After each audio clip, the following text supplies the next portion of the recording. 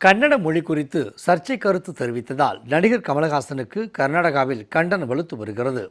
அவர் மன்னிப்பு கேட்காவிட்டால் தக் லைஃப் படத்திற்கு தடை விதிக்கப்படும் என மாநில அரசு கொந்தளித்துள்ளது. என்ன நடந்தது? இந்த விவகாரத்தில் விரிவாக பார்க்கலாம். மணிரத்னம் இயக்கத்தில் கமல்ஹாசன், சிம்பு, த்ரிஷா உள்ளிட்டவர்கள் நடித்துள்ள படம் தக் லைஃப் வரும் ஜூன் 5ஆம் தேதி திரையரங்குகளில் வெளியாக உள்ள இந்த படத்திற்கான ப்ரமோஷன் பல்வேறு நகரங்களில் படுவேகமாக நடந்து வருகிறது. இந்த நிலையில் சென்னையில் நடந்த விழாவில் நடிகர் கமல்ஹாசன் பேசியதுதான் தற்போது சர்ச்சையாகி படத்திற்கே ஆப்பு வைக்கும் வகையில் அமைந்துவிட்டது.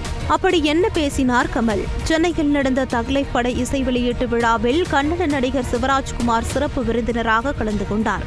அவரை வரவேற்று பேசிய கமல், ராஜ்குமாருடைய குடும்பம் கர்நாடகாவில் இருக்கும் தனது குடும்பம் என்றும் அவர் விழாவுக்கு வந்திருப்பதால் தான் தன்னுடைய பேச்சை தொடங்கும் போது உயிரே உறவே தமிழை என்றும் தொடங்கியதாக கூறினார். அதுவரை எல்லாம் சரியாக இருந்த நிலையில் அடுத்து அவர் கூறிய தமிழிலிருந்து பிறந்ததுதான் கன்னடம் என்பதுதான் இப்போ கர்நாடகாவில் கடும் ரகளையை ஏற்படுத்தியுள்ளதுடன் படத்துக்கே வினையாகிவிட்டது. கமலஹாசனின் இந்த கருத்துக்கு கன்னட ரக்ஷண வேதிக்கை உள்ளிட்ட அமைப்புகள் கண்டனம் தெரிவித்துள்ளதுடன் அந்த அமைப்பை சேர்ந்தவர்கள் தக் லைஃப் படத்தின் போஸ்டர்களை கிழித்து எறிந்தனர். கன்னடத்தை அவமதித்தால் கமலஹாசனின் படங்களுக்கு தடை விதிக்கப்படும் என்றும் பெரும் போராட்டங்கள் நடத்தப்படும் என்றும் எச்சரிக்கை விடுத்தனர். இந்த நிலையில் இந்த பிரச்சினை அம்மாநில அரசியலிலும் எதிரொலித்துள்ளது.